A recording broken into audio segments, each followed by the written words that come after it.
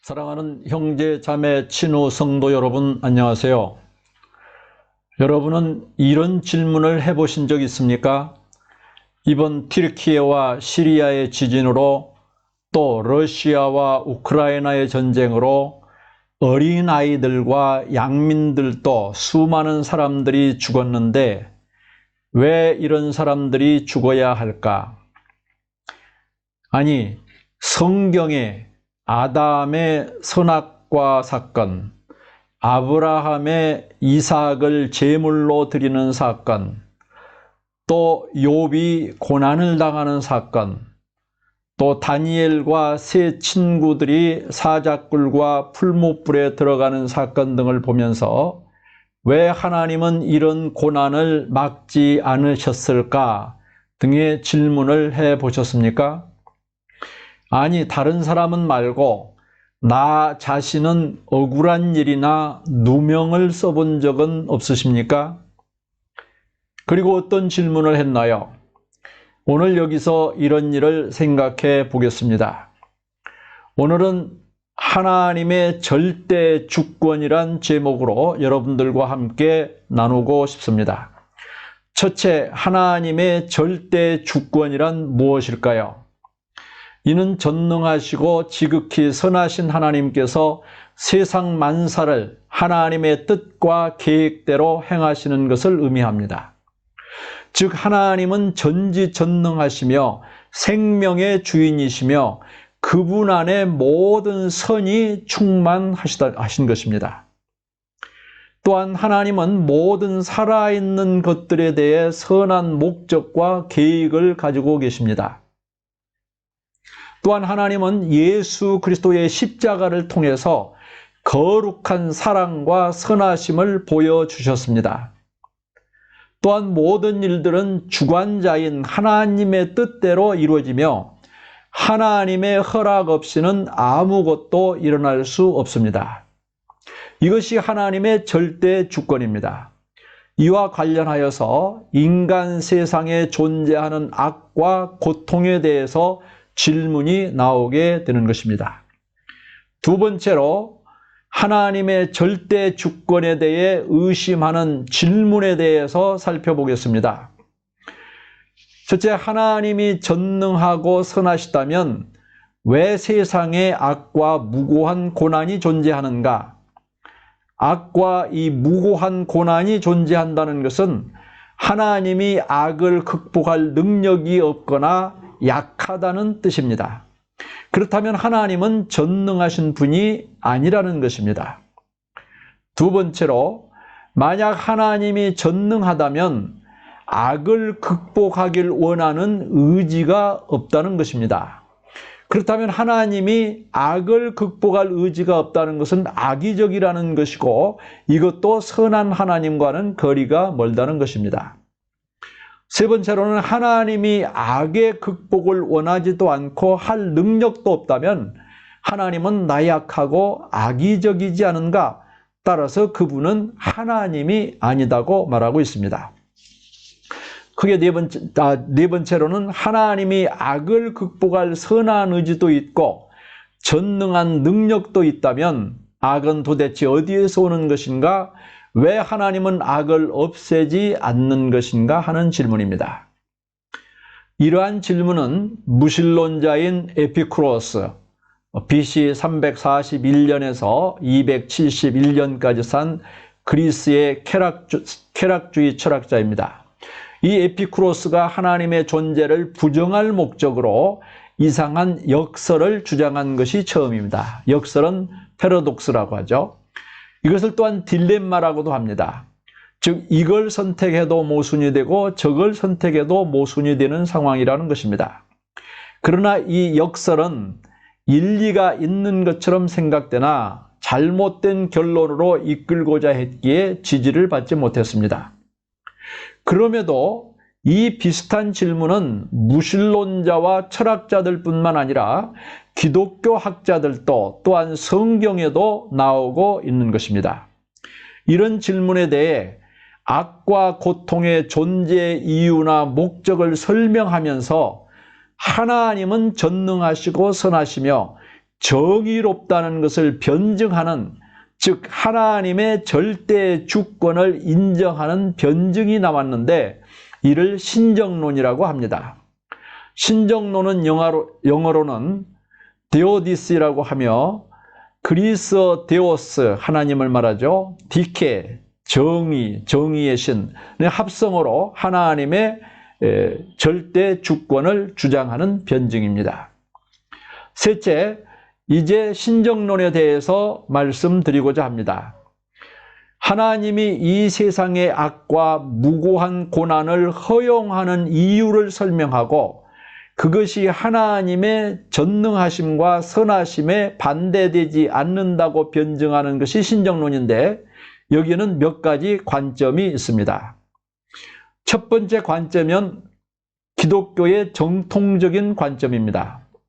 이는 하나님께서 인간을 사랑해서 주신 선물 중에 가장 소중한 선물이 자유의지라는 선물인데 그 자유의지를 인간들이 남용을 해서 에덴 동산에서 하나님을 반역하는 죄를 지었습니다. 이 죄의 결과로 인간들은 에덴에서 추방당했고 가인은 아벨을 죽였고 인간 세상에 악과 고통과 이 죄악의 결과가 퍼져 나갔다는 것입니다. 전통적인 성경적 관점입니다. 이는 오리게네스 신학자, 아우구스티누스, 중세의 토마스 아퀴나스로 이어오는 기독교 정통신학의 관점입니다. 즉 원죄로 인한 죄악의 결과로 이 세상에 악과 고난이 퍼져 있다는 것입니다. 두 번째는 독일의 라이프니츠, 고트프리드 윌헬름 라이프니츠, 1646년부터 1716년까지 살아온 기독교 신자입니다. 철학자인데 그의 저서 신정론에서 말한 관점입니다. 이는 원죄론이 아닌 조화론에 근거한 설명입니다. 즉 하나님은 이 세상을 만드실 때 아름답게 만드셨는데 아름다움의 조화를 이루기 위해서 빛과 어두움이 필요하며 선과 조화를 위해 악이 존재한다는 것입니다. 즉 밤과 낮처럼 악과 선의 조화로 하나님께서 이 세상을 경영하고 계신다는 것입니다. 원죄론이 아닌 조화론을 주장하고 있는 것이 특이합니다. 세 번째 관점은 현재 개신교회가 따르고 있는 존 칼뱅이라고 하죠. 1509년부터 1564년까지 살았던 신학자입니다. 그의 존 칼뱅의 신정론입니다. 사실 칼뱅은 성경의 바울 신학, 즉 바울 사도가 말하는 신정론의 해설이라 할 수 있을 정도로 사도 바울의 성경 말씀과 거의 같습니다. 칼빈이라고도 하고 원어로는 칼뱅이라고도 하는데 칼뱅으로 사용을 하겠습니다. 칼뱅은 그의 신명기 주석과 욥기 강해를 통하여 하나님의 절대 주권을 신앙의 생명줄로 제시하고 있습니다. 존 칼뱅은 욥기의 주석은 쓰지 않았지만 욥기에 대해서 159번의 설교를 했습니다. 그리고 칼뱅은 종교개혁 시대에 끊임없는 사방에서 심한 공격을 받아서 마음의 상처도 많이 받는 고통을 겪었고 또 고통스러운 이경련, 장인플루엔자, 편두통, 열, 흉막염, 통풍, 산통, 치질, 관절염, 무릎과 발의 급성 통증, 담석 및 신장 결석이 있었습니다. 즉 칼뱅은 욥처럼 고난을 잘 알고 있었습니다. 첫째로 존 칼뱅의 신정론의 첫째는 하나님이 없다면 우주 만물도 인간도 아무것도 없다는 것입니다. 즉 부모님이 없었다면 내가 없듯이 하나님이 없다면 나도 없고 모든 것이 없다는 말씀입니다. 하지만 오늘날의 인간들이 신은 죽었다고 하면서 우리는 다 가지고 있으니 하나님은 빠져달라고 하는 오늘날 시대에는 대단히 중요한 전제입니다. 우리의 신앙의 바탕은 하나님이 안 계시면 너도 나도 천지 만물도 아무것도 없다는 것을 알아야 할 것입니다. 둘째는 하늘에서 주신 바 아니면 사람은 아무것도 받을 수 없고 우리가 가진 모든 것은 하나님이 주신 선물이라는 것입니다. 요한복음 3장 27절에도 요한이 대답하여 이르되 만일 하늘에서 주신 바 아니면 사람이 아무것도 받을 수 없느니라는 말씀처럼 우리는 이를 당연히 받아들이며 인정하는 것이 중요합니다. 셋째는 그렇기 때문에 우리는 당연히 감사가 나와야 된다는 것입니다. 태양도 산천초목도 우리의 이웃도 하나님께서 주신 선물이라고 바라보는 사람과 그저 바라보는 사람의 차이점은 감사가 있는가 없는가일 것입니다. 여러분, 하나님이 이스라엘을 종살이하는 애굽에서 구원해내신 역사를 아실 것입니다. 그때의 감사를 모르는 이스라엘 백성들의 광야 생활 40년은 어땠는지 기억하십니까? 즉 하나님이 주시지 않았으면 출애굽할 수도 없었고 홍해가 갈라질 수도 없었고 만나를 먹고 생수를 마실 수도 없었지만 그들은 불평과 원망만 하고 감사를 몰랐습니다. 이것이 인간을 부패하게 만드는 결정적 요소라는 것입니다. 우리는 항상 기뻐하라, 범사에 감사하라는 말씀을 기억합니다. 감사를 모르니 광야에서 죽게 되었고 그들은 출애굽은 했지만 가나안에는 못 들어간 것입니다. 그래서 하나님은 인간에게 감사를 일깨워 주시기 위해서 시련과 고난을 허락하셨다는 것입니다. 넷째는 감사를 깨우쳐 주기 위한 훈련과 시련과 고난은 일시적이라는 것입니다. 이것도 역시 바울 사도의 말씀과 같습니다. 고린도후서 4장 17절에는 지금 우리가 겪는 일시적인 가벼운 고난은 비교할 수 없을 정도로 영원하고 크나큰 영광을 우리에게 이루어 준다고 말씀합니다. 로마서 8장 18절은 현재 우리가 겪는 고난은 장차 우리에게 나타날 영광에 견주면 아무것도 아니라는 것입니다. 로마서 5장 3절에서 4절도 우리가 환난 중에도 즐거워하나니 이는 환난은 인내를, 인내는 연단을, 연단은 소망을 이루는 줄 알미로다.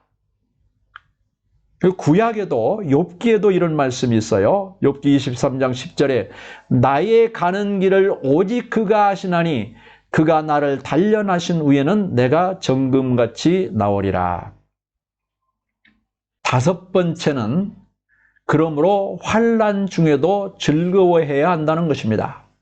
우리가 당하는 모든 고난은 일시적이며 결국은 축복으로 오는 것이기에 즐거워해야 합니다.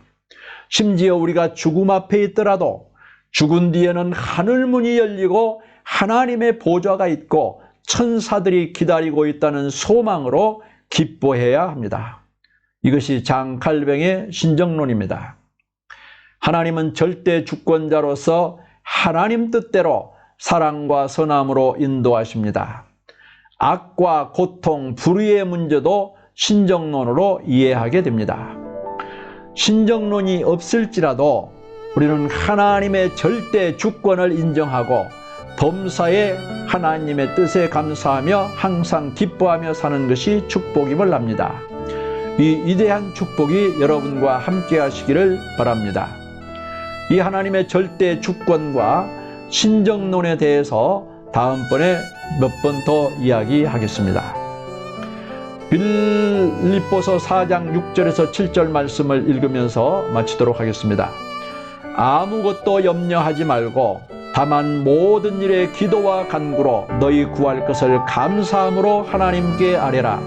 그리하면 모든 지각에 뛰어난 하나님의 평강이 그리스도 예수 안에서 너희 마음과 생각을 지키시리라. 온전히 주님만 의지하시기를 부탁합니다. 시청해 주셔서 감사합니다. 우리 주님 예수 그리스도의 은혜와 평강이 함께 하시기를 기원합니다.